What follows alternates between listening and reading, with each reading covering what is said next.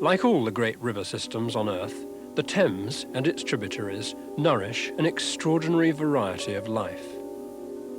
Besides the 11 million people who depend on it, there are whole tribes of creatures and plants. Of course, it is Thames Water's first responsibility to provide pure drinking water, but it also recognizes the need to help sustain the natural environment. All living things have the right to thrive undisturbed in rivers and waterside habitats that are well respected and imaginatively conserved. How do you provide the greatest happiness for the greatest number of people, species, and interests? This program is about a vital aspect of Thames Water's work: conservation.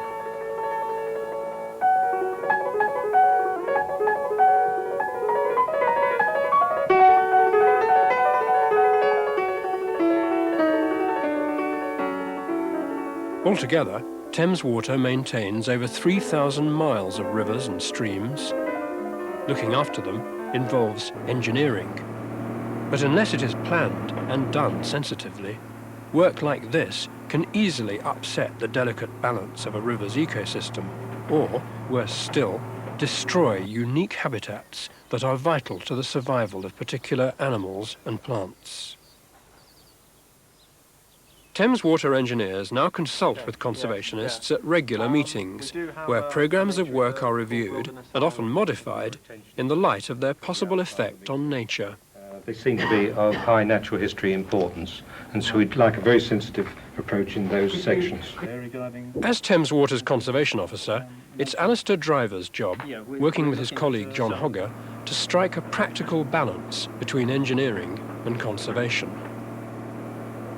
Well, this work here is a classic example of a two-stage channel, which is an engineering principle which environmentalists are particularly keen on, because it enables you to leave the river well alone whilst creating a flood channel for floodwaters to flow along. And that involves extending a berm, a shelf, away from the river, and this berm will take floodwaters over it in high flow periods, but the normal flow period will just show water running down the main river channel. And during engineering works, that main river channel is left totally undisturbed by the excavation. Well, the alternative to using a two-stage channel is to go back to the traditional method of creating a flood channel, which is basically doing the thing in straight lines, digging a huge trench, deepening the river, widening it, having the thing running straight through. I mean, from an engineering viewpoint, that is the most effective method of preventing flooding. But as you can see from this particular example, there are plenty of environmental benefits which have resulted from the two-stage channel. We've been able to create certain wildlife areas between the very tight meanders on this river, which are actually supporting breeding birds like sedge warblers, reed warblers and reed buntings, because there's intensive Phragmites reed beds on these areas. There are lily pads and reed beds within the channel itself, because we've been able to retain the main river channel undisturbed. And there are various other additional habitat features that we installed during the actual construction work. Bank protection works, which have been used, wooden poles rather than steel sheet piling. We've created fish holes underneath the banks, little shelter areas created out of wire mesh gabion baskets, which the fish can retreat into in hot weather periods. And all in all, this type of channel is really the way ahead, as I see it, for river engineering. In another collaborative project with Thames Water river engineers, Alistair Driver's colleague, John Hogger, is encouraging one of the endangered species that were once widespread and common in the rivers and streams of the Thames Basin. The work here is designed to encourage one particular species, the freshwater crayfish. Some bank works were required along this bit of stream, and those have been designed to encourage the crayfish to live in amongst the crevices along the banks. What we've done, because crayfish like places to hide away during the day, they're active at night and they come out at night. During the day they need somewhere to hide away. So what we've done is create banks along this bit of watercourse made out of large lumps of rock. with lots of crevices in between for the crayfish to hide in. On top of those lumps of rock on this bank, there's some matting been put down.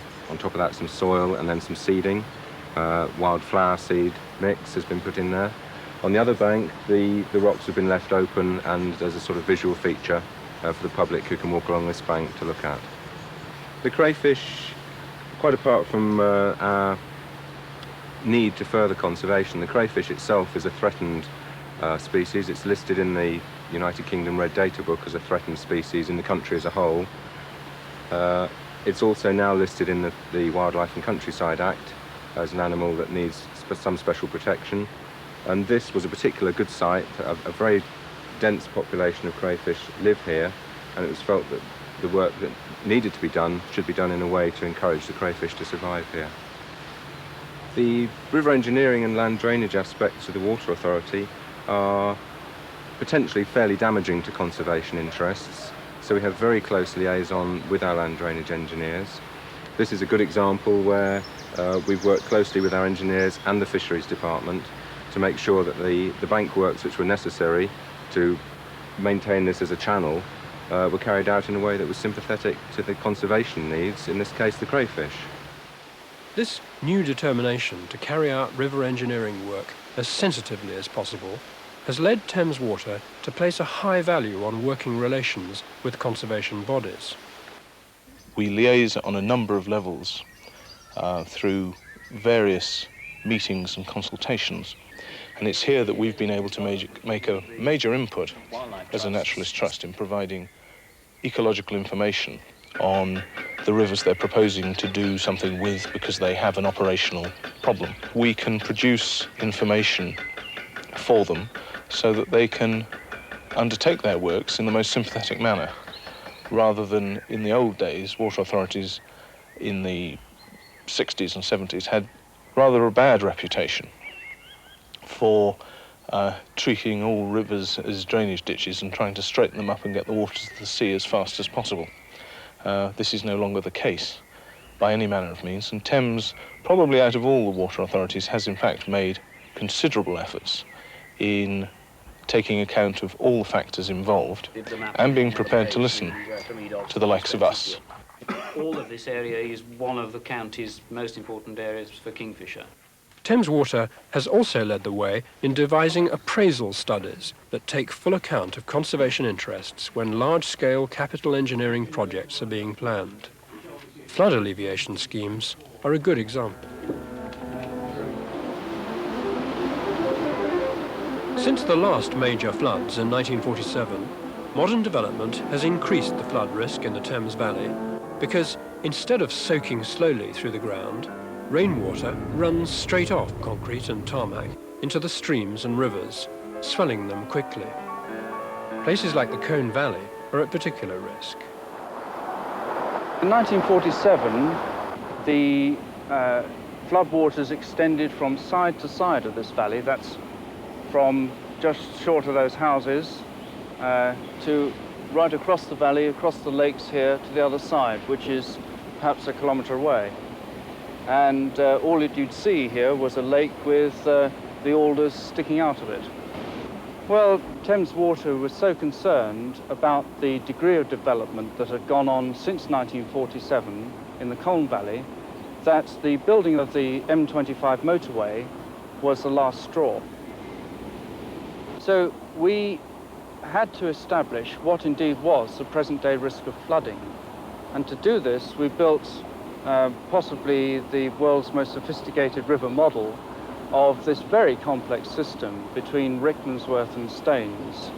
Amongst the conservationists consulted was Tony Hare. This is a fantastically complicated and fascinating area, really. It's got the river running north-south, you've got the Grand Union Canal coming in and crossing with aqueducts, you've got huge areas of island covered in nettles and trees, you've got the banks with all their vegetation, plants and birds. We can hear 2 or 3 species of birds singing around us now, just as we sit here. Common birds, yes, But even so, you can hunt around and find less common things. There's also a habitat that I'm particularly interested in, and that's the flood meadows, if you like, by the side of the river, flooded in winter, dry in summer, usually grazed, and full of a variety of plants which are the plants of ancient grassland. But this time of year, they're spangled with the red of ragged robin and the pinky white of lady's smock, and then meadowsweet, and some rather uncommon things as well, perhaps some orchids, or perhaps things that are a bit of a connoisseur's plant, like marsh arrowgrass. Really boring plant to look at, green, nothing happening at all, but an exciting thing to find because it is uncommon and it's very typical of old, unspoilt, unimproved meadows. To assess the importance and condition of natural habitats like this, and the possible effects of engineering proposals, Thames Water have evolved a highly sophisticated liaison process. You set up a framework where the engineers and the various environmental groups are able to interact frequently, looking at the possible solutions for flood alleviation, so that you gradually refine your options until you end up with a preferred scheme, which is made up of a series of proposals which, as far as you can reach a consensus on, have the minimum environmental damage to solve the flooding problem that we're looking at. In the past, river engineers have had their job to do, as indeed they do now, and they've solved it in a way which hasn't always been particularly good for nature conservation. Now, that's not their fault. They probably care about nature conservation as well, but there's no reason why a river engineer should have a particular expertise on what's good for natural history. But to their credit, Thames Water, in this particular instance, have involved ourselves and other people in a consultation process, which has meant that we can talk with the engineers and talk with everybody who has concern over this scheme in order to present our views, and other people can present their views, be it angling or be it bird watching or be it whatever you like. And the end result of that, of course, is that you haven't got an unsympathetic scheme to nature conservation. You've got a scheme which, all things considered, is very, very good indeed for nature conservation, and yet is also doing the job that the engineers have to do with the flood alleviation side of things. Altogether, Thames Water owns about 21 square miles of land and water, much of it in the countryside, and much of it highly valued by naturalists. Dancer's End is a water pumping station deep in the Chilterns and was once part of the Tring Park estate, home of Lord Rothschild, one of the founding fathers of the nature conservation movement in Britain.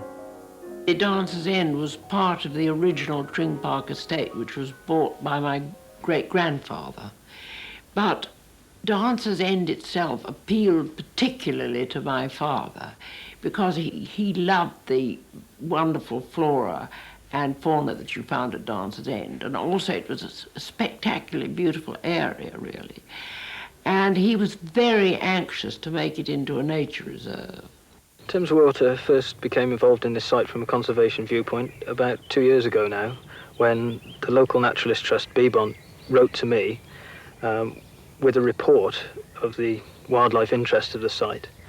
Following that report, we met up on site, and I was absolutely amazed to find that a site of this value, both from a species viewpoint, individual species viewpoint, and from a habitat aspect, could remain unprotected in this day and age. That's a first for this site, not recorded before. It's a plant related to the ferns, and instead of throwing seed, it throws spores out of this central column. County naturalist trusts and groups like the Nature Conservancy Council and the RSPB have an enormous amount to offer water authorities. First of all, they can provide local information on sites that we own, and we own in the region of 8,000 separate properties, and many of those are rural sites. So there's no way that we could get to know the conservation interest of all those sites without their help. When we started looking carefully at this site, we discovered well over 100 species of flowering plants quite rapidly, and that's for a very small area, and we think there are a lot more to discover yet. For instance, on this site, I think 9 different species of orchid, a whole series of plants like bird's foot trefoil and kidney vetch, which are food plants for quite scarce butterflies. The sort of undisturbed grassland that we find on this site is terribly important these days. Most of the old bits of chalk grassland around the Chilterns have been lost to agricultural use. When the County Naturalist Trust first approached us, a couple of points that they were keen to make were that we were mowing large areas of this site, probably unnecessarily, not maliciously, but simply because we didn't realise the interest that was there. Fortunately, on this particular site, we have some genuinely interested engineers, people who are actually doing the mowing on the ground, which is very important. And they very readily took on board the Trust's recommendations to leave certain areas of the land unmown at certain times of the year. If we leave certain patches of the grassland unmown, it will allow the various flowering herbs and grasses to flower and to seed. I mean, those two are the important factors. As this is an operational site, we do have to cut a few tracks around to various parts where samples have to be taken and that kind of thing. So we try and do that, but also the fact that we leave areas of long grass and then the tracks, the areas of short grass, this is beneficial too to the butterflies and things like that like to go into the long grass from the shorter areas. So we find that it works in both ways. The great thing about leaving the flowers, that we've got so many different types of vetches and the bird's foot trefoil and all the orchids and other things. We've got a lot of scabious and knapweed, which is marvellous for the butterflies. We've got a tremendous amount of butterflies here. There's lots of blues, and we get the marbled white, and we had the clouded yellow the other year, plus all the others, and it's really remarkable. So mid-July time, the height of the summer, with all the flowers out, you get masses of butterflies too, which is an added bonus. We get a lot of mammals here. We get a lot of foxes around. We get the muntjac deer, and there's a marvellous area of badger sets here where foxes also live in amongst the badgers. You can tell that by their pungent smell in some of the holes, but we've got a huge badger set here, one of the biggest in the area. It's been marvellous for us because myself and Les are very keen on this anyway. It's a great interest of ours. We're very keen on anything to do with nature, and so it's been able to give us an added interest in the job, and we've been able to think that we're doing something positive in conserving a really beautiful area. It's a lovely area of chalk grassland. Cowslips, of course, very characteristic of chalk, and they're extremely, extremely valuable flower for all sorts of insects, really. The Duke of Burgundy fritillary feeds almost, well, it also occasionally feeds on the primrose, but it's a cowslip feeder. And it's very good. It's a very, very nice plant to have up there. You know, it's become a special science now, the interrelationship between plants and insects, these herbivores, and it's an extremely interesting ecological spot, Dancer's End. Plenty of orchids there, fly orchid, and the butterfly orchid. And then, of course, as there are beech woods, you also get the bird's nest orchid there. As a child, I thought fairies danced because my father was so interested in it, I thought there must be something of that sort. But I've never discovered the reason why it was called Dancer's End. A great many of the wild and beautiful places Thames Water owns aren't in the wilds at all. They're in London. The Middlesex filter beds are in Hackney, 4 miles from the city. This place was abandoned in the late 60s. What happened was that the sand was taken away from the different beds at different times. So the places where the sand was taken away the earliest, perhaps, have the oldest vegetation. Then when the sand was taken away from the other ones, they began to catch up. But the fact that there's a different history, if you like, in the last few decades for each of the beds means that some of them have open water, some of them reed beds, wildflowers, others trees and bushes. And that means that you've got a great variety of habitat. So you've got everything from open water with wintering ducks visiting, to bare mud where little ringed plover might breed, to trees where your spring warblers will be singing around this site, not at the moment, but in a couple of weeks or so. And underneath all that vegetation and amongst all those birds, you've got very good dragonflies, a tremendous population of common newts, and butterflies, moths and insects in general. So it's all round a place of tremendous variety, stuck in the middle of the East End of London. The trees are unusual, in particular the poplars and willows. Well, this is a unique colony of poplar trees which germinated spontaneously about 12 years ago when this would have been an open mud area. And what's especially interesting about it is that all the trees are of hybrid origin, because the neighbouring trees which were planted on the playing fields nearby actually cross-pollinated to produce hybrids between black Italian poplars and balsam poplars. It's unique in the world. There is no other colony known to science that is anything like this at all. Thanks to the introduction of new technology in water treatment, more and more sites like this will become redundant over the next 5 to 10 years. When we're dealing with redundant land of great conservation interest, we have a special policy which makes sure that everybody and all the interested bodies in the conservation field have an opportunity to express a willingness to buy that land, and in effect that gives them a kind of first refusal. Sometimes they can't afford it because funds are always very tight, but otherwise we will try to reconcile conservation interest along with our commercial interest. Difficult balance to strike, but we try. Thames Water will be handing the site over to the Lee Valley Park Authority, hopefully this year.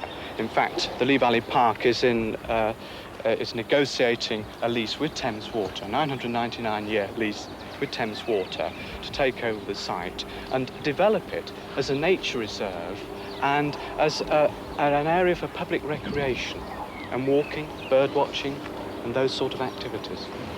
In the late 60s and early 70s, the attitude was, in fact, that this site could have been sold off for development. There was a terrific local interest in the site as an open green space. And I think Thames Water been far-sighted in allowing this to be developed as a nature reserve area. One of the problems we have in the nature conservation movement in urban areas is with high land values, trying to justify our case against the property developers, if you like. But organisations such as Thames Water Authority do, in fact, have a duty under the Wildlife and Countryside Act to further nature conservation. On the wider spectrum, we would say to property developers, what we're trying to do is just make the city a bit more livable in. It's okay to put tarmac and concrete everywhere, but actually people want a quality of life. It's not just a standard of living, it's quality of life. Many Thames Water sites in the London area are still fully operational, and several, such as the Walthamstow reservoirs, have become increasingly attractive to wildlife. A number of them are sites of special scientific interest, legally protected by the Nature Conservancy Council. This gives Thames Water additional responsibilities towards nature conservation. Because the Nature Conservancy Council has recently re-notified this as an SSSI, we have been keen to establish a formal management agreement for the site. And that means sitting around the table with the NCC and our engineers and fisheries staff to decide exactly what operations we can carry out without consulting the NCC, and what operations may be damaging to the site and for which we should discuss the procedure further. This site now supports over 1% of the country's breeding populations of heron, pochard and tufted duck, and over 1% of the wintering populations of cormorant, tufted duck and shoveler, so its importance in a national context is considerable. The cover provided by the wooded islands also makes the site a useful resting place for birds on passage like the long-eared owls we saw today. And we've recently been able to extend the ornithological interest of the site still further through the successful introduction of tern nesting rafts on several of the reservoir basins. Because Walthamstow Reservoir is an SSSI, Thames Water had to seek the consent of the Nature Conservancy Council before beginning on this erosion control work on the Coppermill Stream, an aqueduct running between two of the main reservoirs. In consultation with the Nature Conservancy Council, we've agreed to create a sedge-dominated shelf behind the piling And we're doing this by putting in gabion baskets, these wire mesh baskets laying behind the piling, which have the bottom half filled in with gravel rejects, and then the top half infilled with sedge-dominated material, in which birds like great crested grebes, etc., could nest in later on in the summer. A year later, the bank vegetation is developing well, creating a valuable habitat for a wide range of species. Things have worked out very well here, but perhaps not quite as we imagined it. Originally we'd brought in sedge species to the site, but we must have brought in a lot of other seed material as well from the donor site, but this has worked out pretty well because we've got willow herb, woody nightshade and various other species that grow on banks next to rivers, as well as the waterside species like the sedges. We've introduced the greater pond sedge. There's also lesser pond sedge here and graceful sedge and hard rush and soft rush. There's quite a variety of species. They're providing a habitat which coots and grebes and moorhens would nest in the less disturbed parts of the bank, and also good cover for invertebrates and feeding areas for the waterfowl that live on the Coppermill stream. We've got the basic level of the shelf that we constructed at just above the water level, so that will always remain damp. The roots of the plants will always be below the water table, and gradually the sedges and the rushes that are here will take over.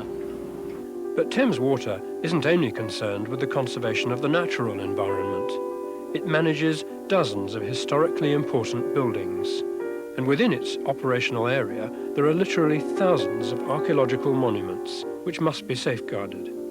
This is why Thames Water is the only water authority to employ a full-time archaeologist, Mike Hall. There have been mills on the site at Cobham since at least the Doomsday Book.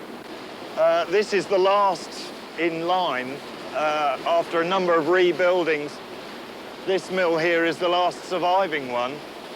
And Thames Water recently took the somewhat unusual step of actually acquiring it. As a listed building, we have to make sure that it stays up. And we will be making sure that that is a sound structure for all time. From that point on, the local conservation society have formed themselves into a preservation trust. Well, I think the interest of the TWA is both pragmatic and socially very interesting. Because, first of all, their prime interest is to see that the mill doesn't fall into their water. There was enough of the original machinery left in the mill for the Trust to restore the place to a workable condition. The mill is already Cobham's most famous landmark. The opportunity exists to improve the site even further and to enhance both its visual amenity and its educational value. We were delighted to find that they have an archaeological department with people with the time and the interest to look at our special needs, and we have no problems whatever on that score.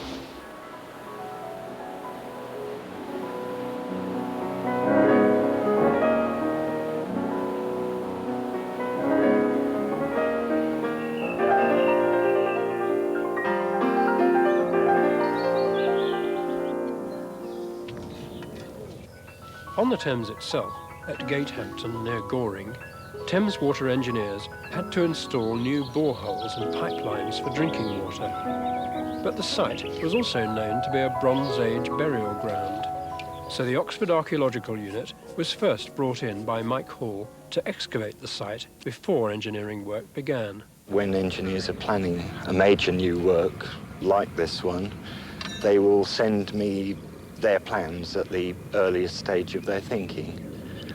And I and my other environmental colleagues can examine those plans against all the known databases. And we can go back to the engineers and say what we like about the schemes or warn them if there are things which are environmentally unacceptable. In charge of the dig for the Oxford Archaeological Unit was Tim Allen. we'd seen from aerial crop marks, aerial photographs of crop marks, that there was a series of circles, that is Bronze Age ditches round barrows in this field, running along the edge of the gravel terrace, just where it dips off onto the floodplain down to the Thames. So we knew that there was a cemetery of about 2000 BC here. We didn't expect, in fact, when we started digging our trench ahead of the Thames Water pipeline, that we'd find a great deal. Perhaps the odd cremation around the edge of the barrow, perhaps a secondary burial or two added by people respecting the barrows, but little else. Well, in fact, we were pleasantly surprised because we found a good deal more than we expected. In fact, besides some valuable finds from the Bronze Age, the excavation also unearthed important evidence from the Stone Age, the Iron Age, and both the Roman and Saxon periods. The Gatehampton site proved so rich in history that Tim Allen and the Oxford Archaeological Unit returned for a second season's excavation.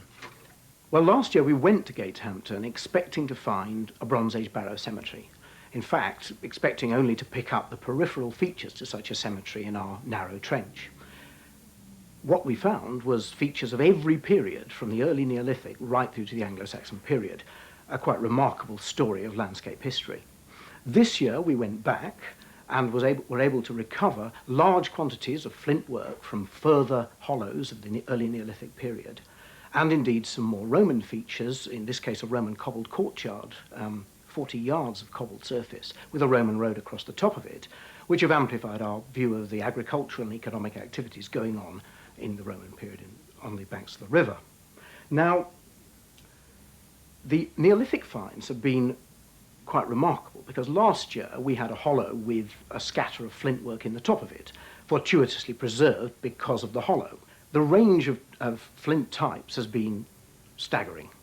We have both finished tools, of which this is a reasonable example, flint axes, this being a relatively crude, large tool, probably suitable for tree felling or something of that sort.